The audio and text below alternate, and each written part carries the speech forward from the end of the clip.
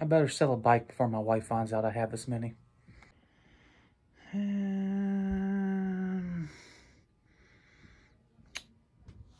That one.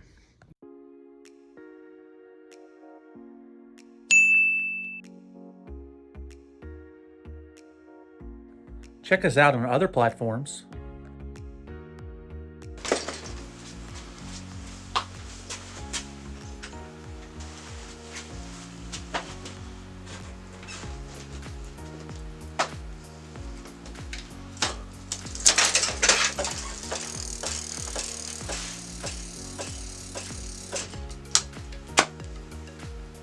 Welcome back to the Trailhead. Today we're going to do another bike build, but something a little different. We have not done many kids bikes.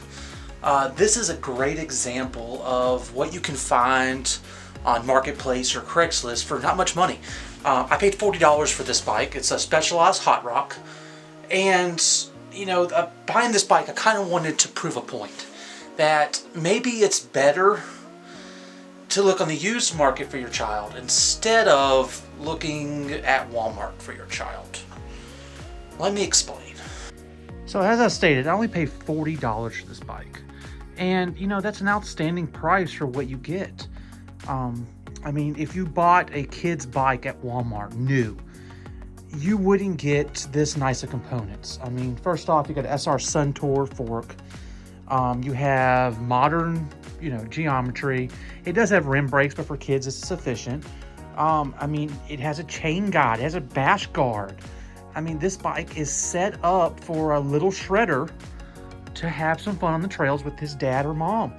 And because of the quality of it, you're not gonna have to worry about it breaking down and messing up. So if you're looking for a bike for your kid, I mean, look at the used market. It's a great way to get a decent bike. This bike is 100% functional. We do not have to do anything to it. So let me make that clear. But I got to keep the lights on for this for the Trailhead. And the way I fund the Trailhead is selling a bikes every once in a while. And this is a bike that I'm going to sell. So the only reason we're upgrading it is to make it more attractive to sell to somebody. But when I sell bikes, I don't sell them to make a lot of money. I sell them to get them out there and for someone to enjoy, and for me to keep the Trailhead in the black. Speak of keeping the Trailhead in the black. If you want to help support the channel, please subscribe. It helps us out immensely. I have a goal of making 1,000 subscribers by July, so help me make that goal. Message below, comment. I mean, subscribe, help the channel grow, and so I can continue to make these silly videos. So let's get into this bike and let's get it back on the trails. So as I stated, the bike doesn't need much, but one thing it does need is a new set of grips. And while I'm at it, I kind of want to replace this handlebar. It's a steel handlebar, it's heavy, and it's very narrow. So I kind of want to upgrade this to make it feel a little bit more modern. I have a set of alloy bars that came off the GT project bike we did, well, like 4 months ago. Video up here if you want to check that out. That was a really cool build. So we're going to upgrade these, use something on my parts bin to make it a little bit lighter, a little bit wider, and make it feel a little bit better for a kid.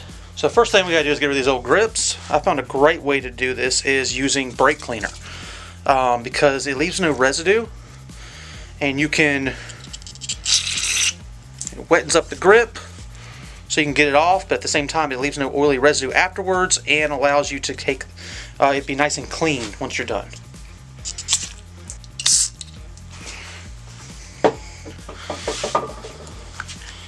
Alright, that came right off, and this will just evaporate on its own. So let's go to the next grip. Alright, it's a little bitty Allen head to take off the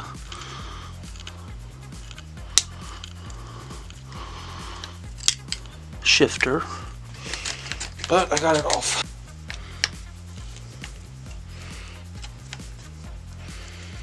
Alright.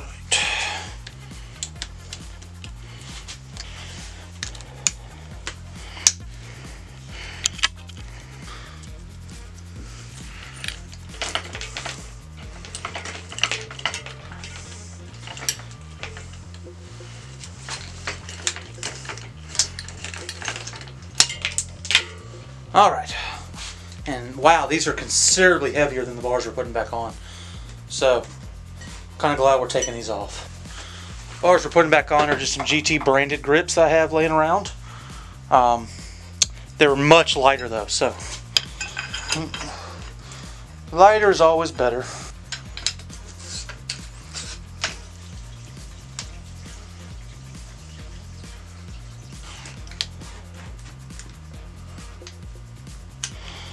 Alright, and our grips, kind of figured I should do a little bit of color pop. Use the brake clean again.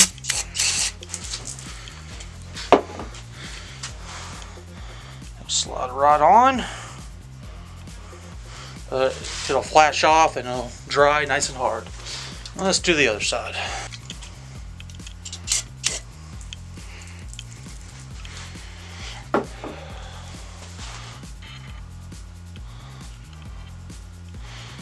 Alright. We just need to tighten up all our brakes and the shifter, and we'll be good to go. Alright, that looks a lot better. Now let's do something about those pedals. Alright, these are just the standard platform pedals that probably came on the bike. You know we can do better than that. If not for better grip, at least for better look. I mean, come on, you at least got to match the bike. Yeah, these bearings actually sound pretty bad in these, so kind of glad I'm removing those. And I got these really cool green Odyssey pedals. They came on a bike I just purchased, and that bike has no green accents, so it doesn't really look right on that bike. So when I saw them, I thought they would look perfect on this bike. So let's go ahead and just put them on, because these are a little bigger, and they're also they match, which is the most important thing. Let's be honest. It has to look good. All right, that looks awesome. So let's do the other pedal, and then we gotta do something about this back wheel. We need some new tubes. But I'm gonna switch up the pedal first and then we'll get to that. So I wasn't gonna show you the other side, but that pedal was cross-threaded, so the threads are all messed up. So I think it's a good opportunity to show off a tool that I keep just for this reason. I have a tap for pedals. And you're just gonna chase the threads to clean them up, because someone really jacked these threads up. So you just use one of these and chase the threads, and this recuts the threads so they're cut properly. Alright, there we go. We can back it out. It wasn't too bad, but it definitely was enough where it would have caused an issue if I tried to put a new pedal in. So just a handy tool to have around. I don't think they're too expensive. I think I paid 20 bucks for this pair. It has a right hand and left hand thread. You can see if you look there the metal that it cut out. But there's a specific one for each side because this is reverse thread. So just something to think about. If you buy it, make sure you buy the set that has both. But now we can put the pedal on. Now that that crisis is averted, let's pull off the back tire. Just another trick. For those people that have V-brakes, you can't get the tire off if the tire's inflated. But if you push it in and then you undo this noodle, it opens the brakes out and the tire will come off easily. So just a little, for those who don't have a lot of bike experience or V-brake experience, this is a way to get your tires off without having to deflate them every time. So just a little tip. Oh, okay, I went ahead and pulled off the front tire as well. So let's crack this sucker open and put a new tube in.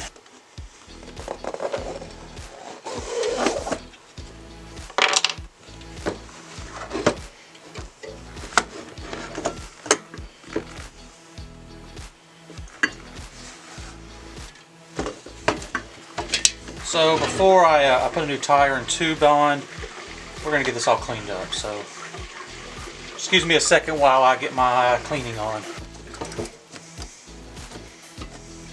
Straight this wheel is. Yeah, it's a little bit out of true. So I'm going to go through and true this before I get it cleaned up because it is out of true. And clean it up and I'll come back.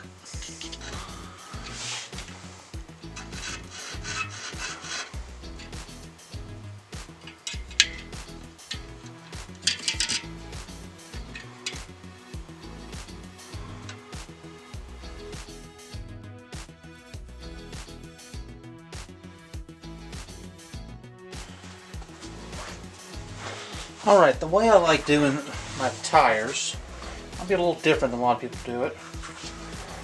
First off, this I'm pretty sure almost everyone does. You line up the logo with the valve. And if you don't do that, you're an animal. So don't be an animal. Alright.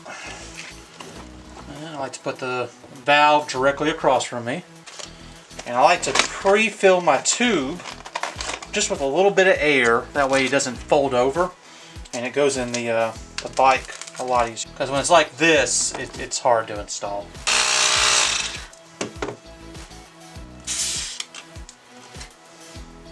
So what we're going to do is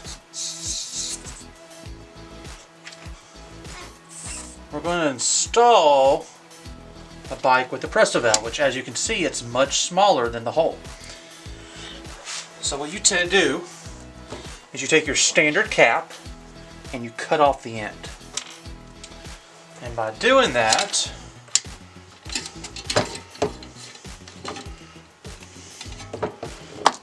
it makes a little insert that you can install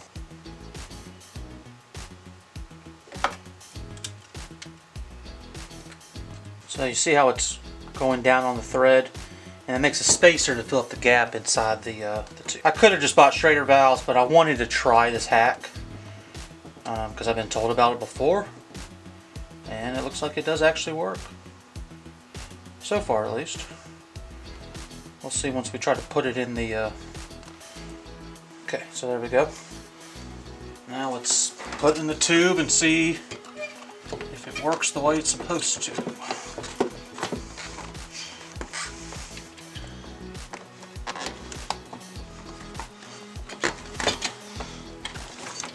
See, this is why I like putting a little bit of air in it. It makes it nice and easy to tuck it all in. And you can guarantee it's not going to fold over on itself and then cause a pinch flat.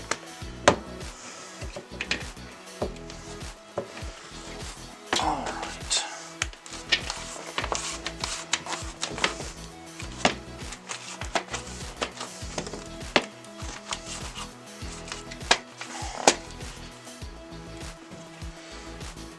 Alright, and with our presta valve, we install this little lock ring, and there we go, and it actually looks like it is working. So looks like I confirmed that bike hack. Awesome. So now you can install presta valves in your old Schrader valve and make it look a little bit more modern. So I'm going to finish this up, switch out the tube on that one as well, so they're both prestas, and get it back on the bike.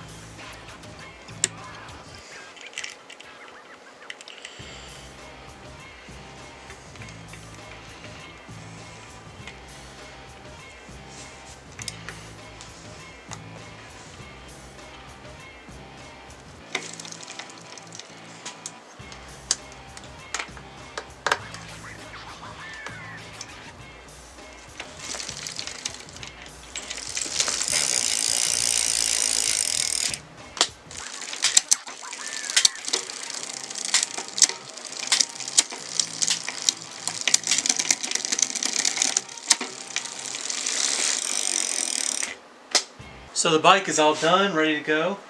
It didn't need a lot, but it was just, it needed a good cleaning and just a once over on everything. We upgraded the tubes, we switched it over to Presta, which is a cool mod you can do to your bikes. We upgraded the handlebars to some wider alloy bars, which saves us weight but also gives a nice better ride for riders. Upgraded the grips, and then just cleaned everything really good. So I can't wait to get this to its next owner because I think he's going to have a lot of fun, or she's going to have a lot of fun with it. As always, please subscribe. It helps the channel out immensely. But thank you for watching. I'll see you next time.